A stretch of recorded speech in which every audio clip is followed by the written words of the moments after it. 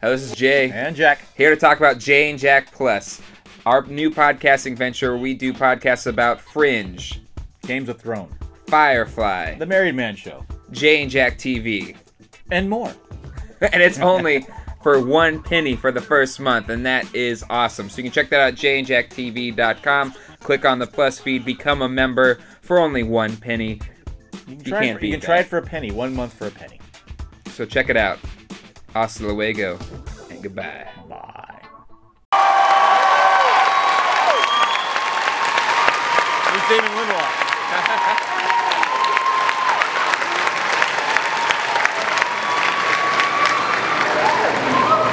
Thank you all, and welcome to the Game of Thrones panel.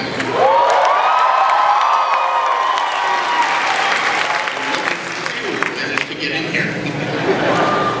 We have our showrunners here, and we have a whole bunch of our cast members that we're going to introduce to you and talk about the show for a while, and then answer the questions. But before we begin all of that, we have a clip to show you of what has gone before. So here's a sample from our first season recently completed.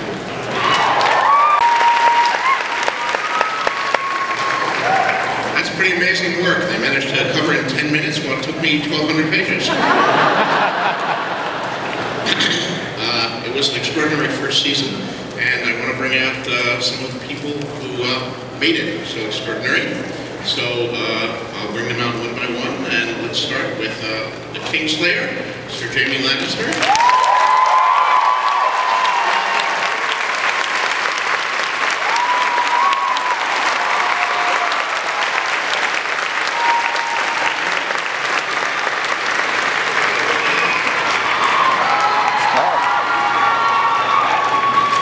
Next we have Jon Snow.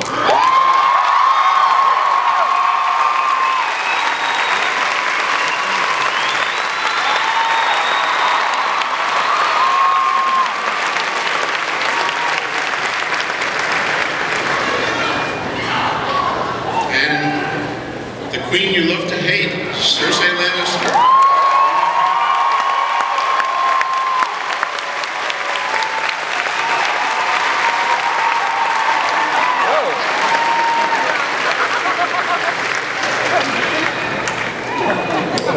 And the Imp. That's the Queen?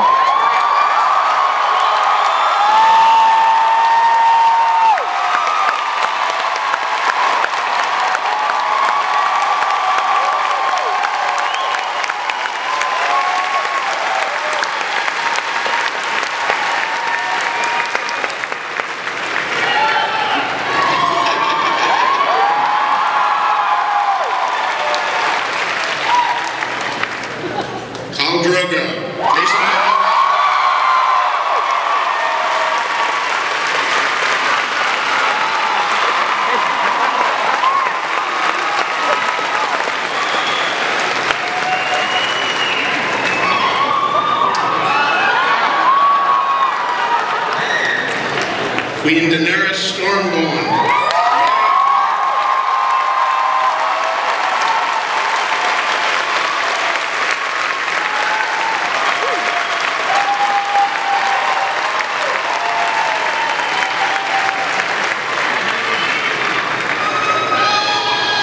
And last but certainly not least, the two showrunners who have put all of this together and done such an amazing job.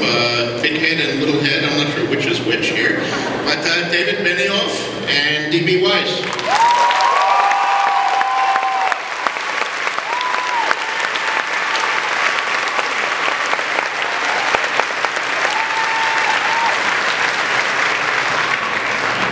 So I have some questions for the crew here that I will be tossing to them one by one.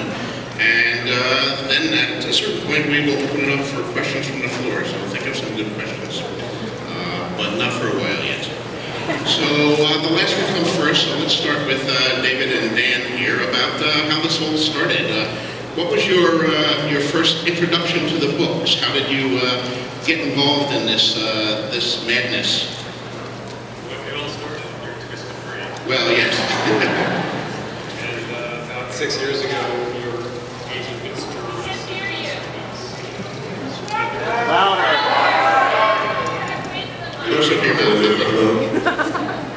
The books were sent about 6 years ago. I am ashamed to admit I hadn't heard of them back in 2006, and the first 4 showed up on the doorstep, and they were about 5,000 pages, and I just thought, wow, I don't know how I'm going to get into these.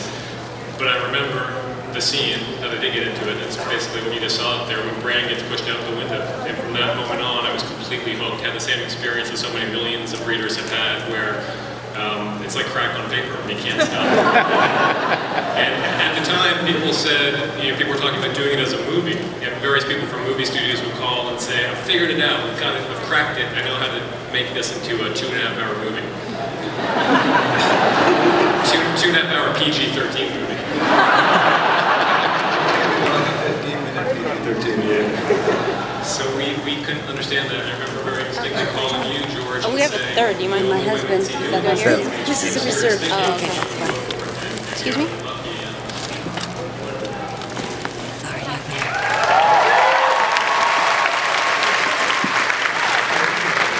We're very happy, and I think you folks are going to be very happy too when we did go that way. Amelia, a question for you.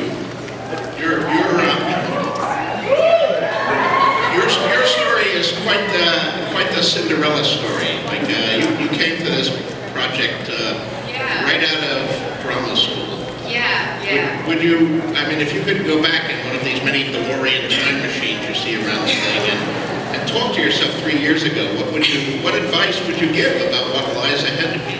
Oh my goodness, do exactly the same thing as I was going to do anyway. Yeah, I don't know what advice I'd give myself. Take a deep breath and read George R. R. Martin's books. Yeah, it's been incredible. It's been an absolute... Does drama school really prepare you for something like this? No. No, there were no dragons at drama school, so... yeah, no, I don't know. I think it was the thing that prepared me for this was Danny, like falling in love with her and just, yeah, your amazing words and the amazing character that she is. That's kind of been everything that's Has the show changed your life, or yes. Are you being recognized and No, see the hair. The hair. I kind of expected everyone to get out and be like, who is this girl? What? Yeah, no. Although, actually one person, and I got, she gave me free frozen yogurt, so I was so happy.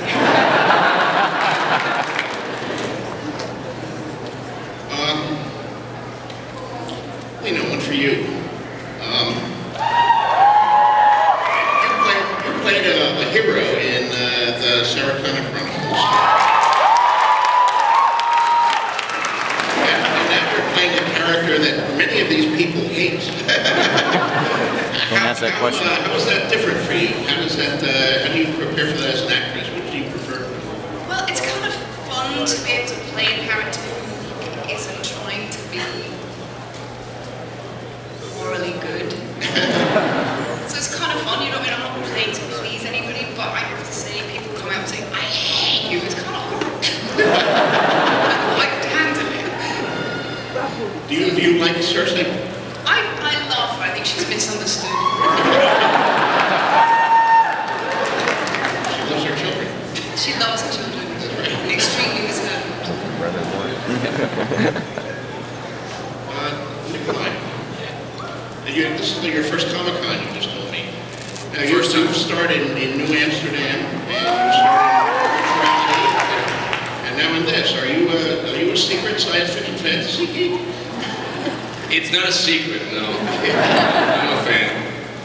Yeah. No? I have to say thank you for coming. It's a ridiculous experience. I can't feel my feet. I don't know why.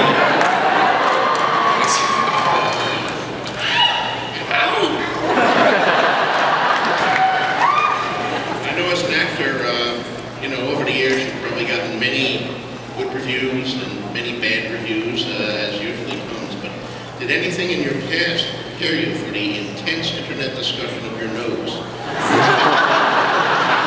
I have a story. Years ago, I was in Iceland and I shot a movie, and at the wrap party, the gaffer, the guy who controls the lighting, he came up to me really drunk and said, "Hey, I gotta tell you, when I saw that nose, I thought, shit, I'm in trouble."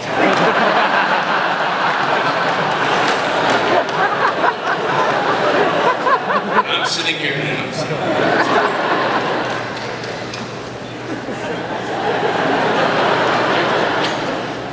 Jason.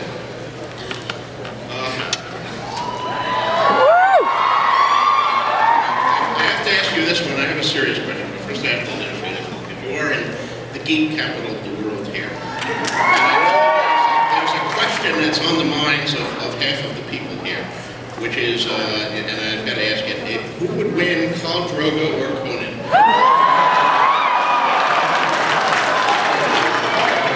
Well, George, between you and me, Drogo would kick Conan's ass.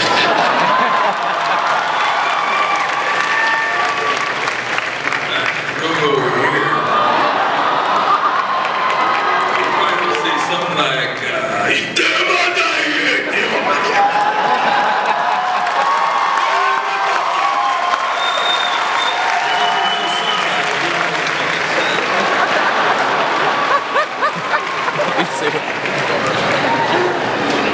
Serious note, we saw in the clip the incredible scene where you ripped out the throat of Mago. Of course, a scene which is not actually in my books. I'm sorry about that, George. It was not our fault. Yeah, whose fault is that? That was an incredible moment, and I think everybody here loved that. How did that scene come about? I went to David and Dan just because I finished Conan. I was like, I've just chopped off 100 people's heads, and I felt like we should.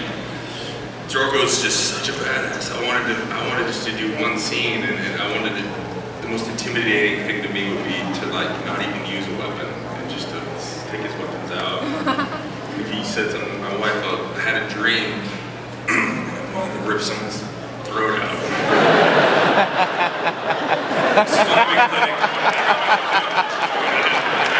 You see his look.